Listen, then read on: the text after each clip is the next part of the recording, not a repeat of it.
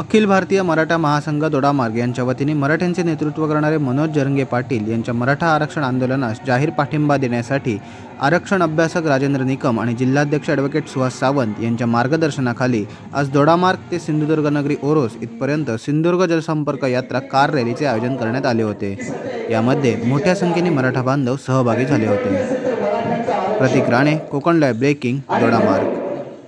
आज आपण जर पाहिलं तर जरांगे पाटील साहेब हे आरक्षण मिळवण्यासाठी अतिशय अटीतटीची लढाई घेत आहेत। खूप मोठ्या प्रमाणात त्यांनी आंदोलन सुरू केलेली आहे।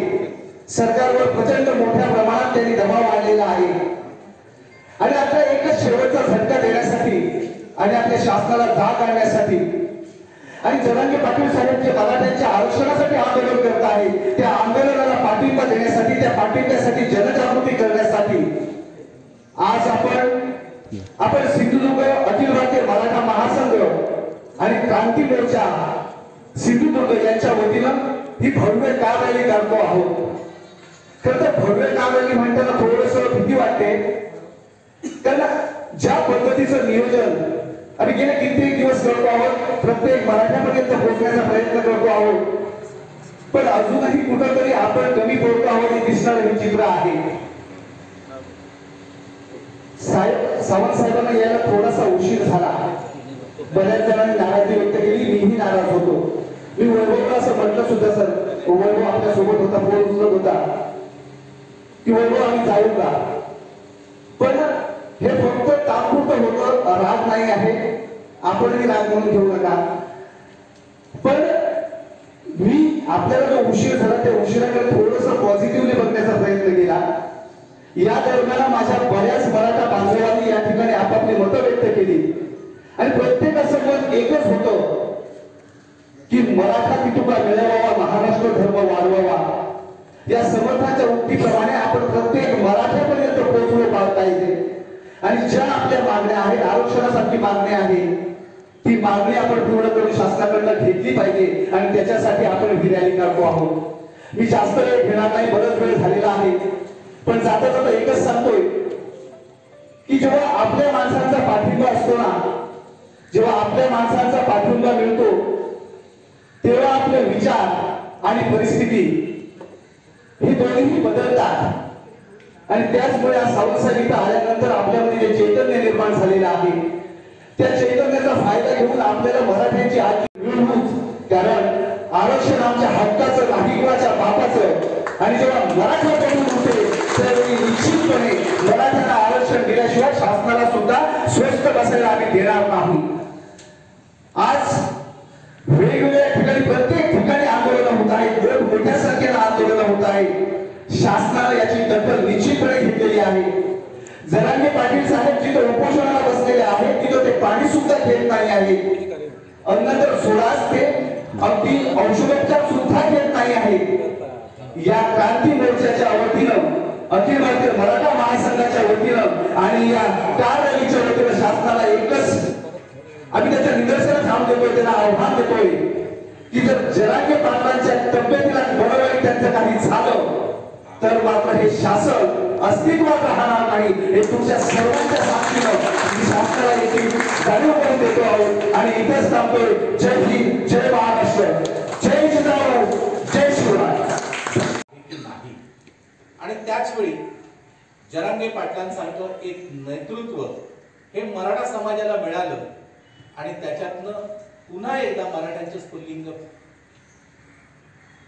प्रज्वलित झालं आणि त्याच्यातूनच पुन्हा एकदा महाराष्ट्रामध्ये पुन्हा एकदा आरक्षणाचा एक लाट सुरू झालेली आहे आणि आपल्याला आता हा असा एक निर्णायक टप्प्यावर आपण येऊन पोहोचलेलो की या टप्प्यामधली जर लढाई आपण जिंकली तर मग आपल्याला आरक्षणापासून कोणीही रोखू शकणार नाही, परंतु या निर्णायक टप्प्याच्या लढाईत जर आपण झोपलो तर आपली पुढची पिढी आयुष्यभरासाठी झोपून जाणार आहे। आणि म्हणून मी माझ्या बांधवांना विनंती करतो की यापुढचे जे काही दिवस असतील निवडणुकीपर्यंतचे, या प्रत्येक वेळी आपण आपल्या मराठा समाजाला जागृत ठेवण्याचं काम केलं पाहिजे। आता जागृत ठेवायचा याचा अर्थ आपण त्याच्यातल्या ज्या काही कायदेशीर बारकावे आहेत ह्या प्रत्येक आपल्या समाजाच्या बांधवाला कळले पाहिजे, नाहीतर आज टीव्हीवर काही येतं कोणीतरी म्हणतं की जरांगे पाटलांचं आंदोलन आम्हाला मान्य नाही, कोणी म्हणतं जरांगे पाटलांचं जे सरसकट पोटगी आम्हाला मान्य नाही, कोणी म्हणतं की आम्ही 96 मराठा आहोत, आम्ही घेणार नाही अशा प्रकारचे दाखले. याच्यातनं मराठा समाजामध्ये एक संभ्रम निर्माण झालाय की नेमकं जरांगे पाटलांचं आंदोलन हे आपल्याला यशापर्यंत घेऊन जातं की नाही. कुठेतरी एका ठिकाणी मराठा समाजाचा एक अहंभाव येतो की आम्ही आमचं मराठा हे नाव पुसलं जाणार आहे की काय. आणि म्हणून ह्या सगळ्या गोष्टींचा खुलासा करण्यासाठी हे आपण जनसंवाद यात्रा आपण सुरू केलेली आहे. त्या जनसंवाद यात्रेमध्ये आपण प्रामुख्याने विषय जे घेतले गेलेले आहेत, एक म्हणजे मराठा आरक्षण.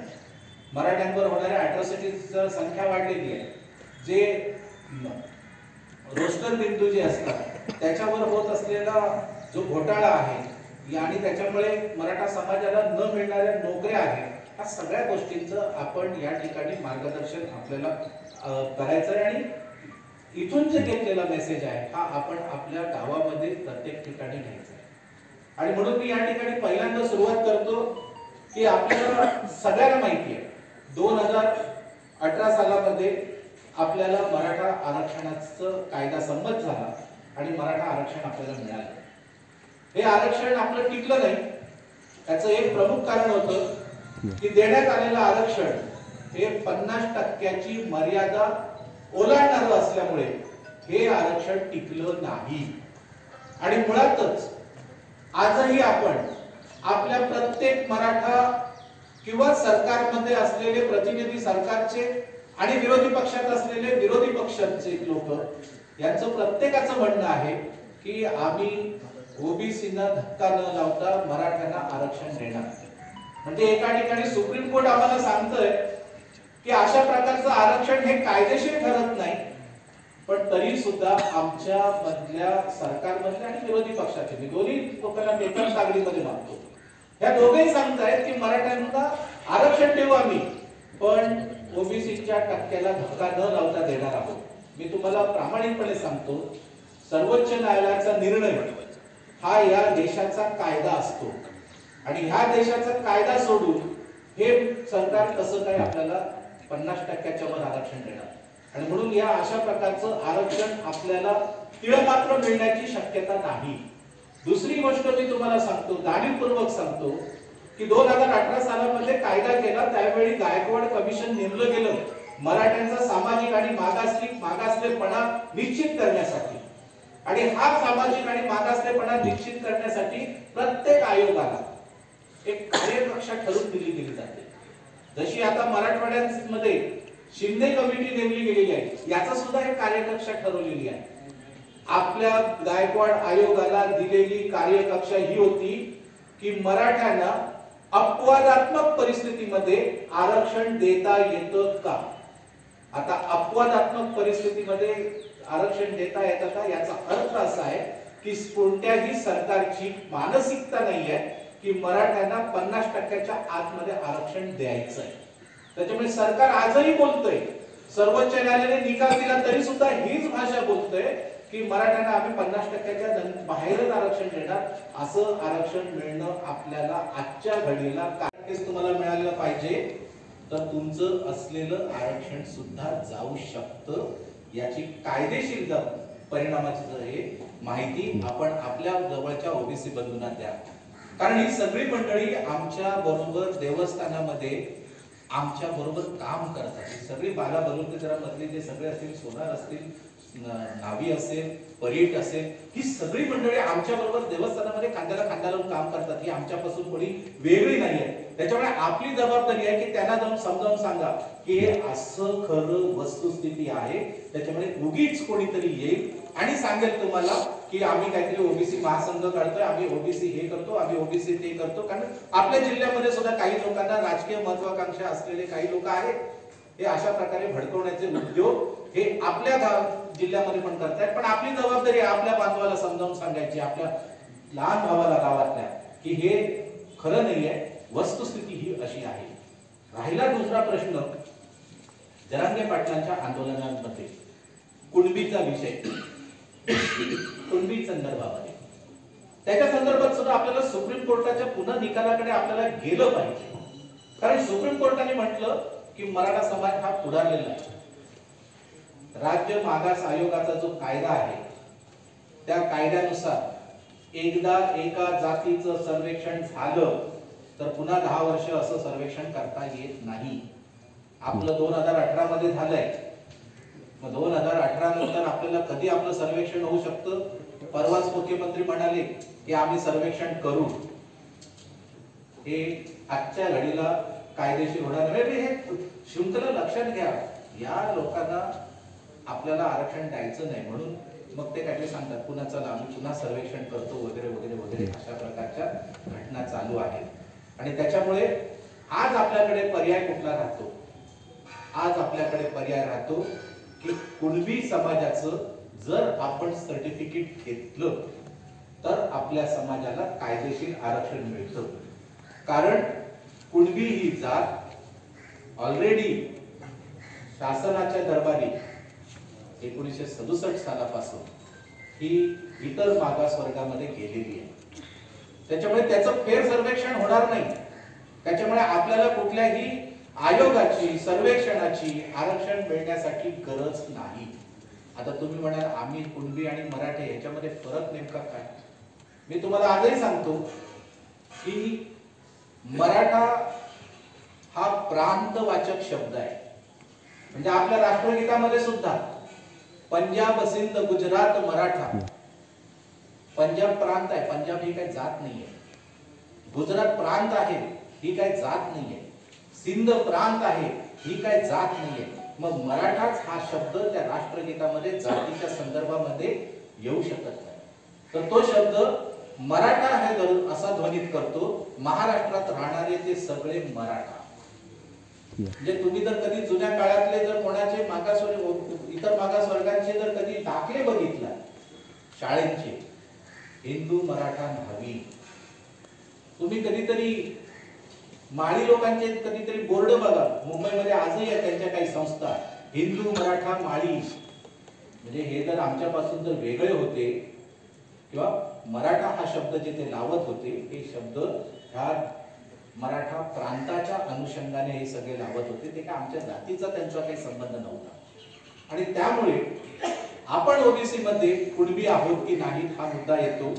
मी तुम्हाला आजही सांगतो अनेक न्यायनिवाडे आहेत. म्हणजे 1925 सालामध्ये मद्रास उच्च न्यायालयामध्ये खटला चालला. खटला कोणाचा होता? छत्रपतींचे दुसरे भाऊ कर्नाटकमध्ये. आपण थोडासा इतिहास पण बघूया. व्यंकोजी राजे छत्रपतींचे सावत्र भाऊ व्यंकोजी राजांच्या संदर्भामध्ये तो होता खटला. आणि त्याच्यामध्ये सुद्धा त्या खटल्यामध्ये म्हणजे व्यंकोजी राजे जर ओपन मागासवर्गीय जर ठरत असतील तर आम्ही नाही करणार. पण आपण हा कधी अभ्यास नाही करत. त्याच्यामुळे आपल्याला असं वाटतं की छत्रपती म्हटल्यानंतर ते एकदम शांडवकुळीत झाले. आजही त्यांना कुलवाडी भूषण म्हणूनच त्यांचा पोवाडा आहे. महात्मा फुलेंनी त्या संदर्भामध्ये लेख लिहिलेला आहे. त्याच्यामुळे कुणबी ही जात आहे. कारण जे सरकारने GR काढलेले आहे त्या जाती कशा ठरवल्या? राज्य मागास आयोग आल्यानंतर प्रत्येक जातीचं स्थान निश्चित केलं. त्याचा GR आज माझ्याकडे आहे. कामावरनं तुम्ही काम काय करताय? सुताराला का ठेवलं? सुताराचं सर्वेक्षण करताना तो सुतार काम करतो हे त्याच्या कामावरून जात ठरलं. मग मराठा एक काम आहे का? ब्राह्मण बघा ब्राह्मणीचं काम करतात. प्रत्येकाच्या कर्मावरून जात ठरलेली आहे. मराठ्यांचं असं मराठा ही काही काम आहे का? मराठा एक काम नाही. कुणबी शेती करणं हे मराठ्यांचं काम होतं किंवा ह्या भागातल्या लोकांचं काम होतं. मी तुम्हाला सांगतो आपण अभ्यास करत नाही. 1 जून 2004 साली कुणबी या यादीमध्ये मराठा कुणबी आणि कुणबी मराठा असं ज्यांच्या ज्यांच्या कागदपत्रावर लिहिलं गेलेलं असेल अशा सर्व लोकांना कुणबी जातीचे फायदे दिले. त्याच्या अगोदर लेवा पाटील म्हणून धुळे जळगाव या भागामध्ये एक समाज आहे, त्याला सुद्धा कुणबीचे फायदे दिले गेले. मी तुम्हाला आजही विचारतो, हे आपल्या अगोदर त्यांना कुणबीमधनं दाखले मिळतात. लेवा पाटील जात अस्तंगत गेली का? नाही. त्याच्यामुळे आपल्याला जर कुणबी म्हणून दाखला मिळाला तर आपलं मराठी पण संपणार नाही. आपल्या लिव्हिंग सर्टिफिकेटवर किंवा अन्य कुठल्याही दाखल्यांवर मराठा हाच उल्लेख येणार. मग आता आपण म्हणतात हे मराठा लागलं तर कुणबी कसं मिळणार?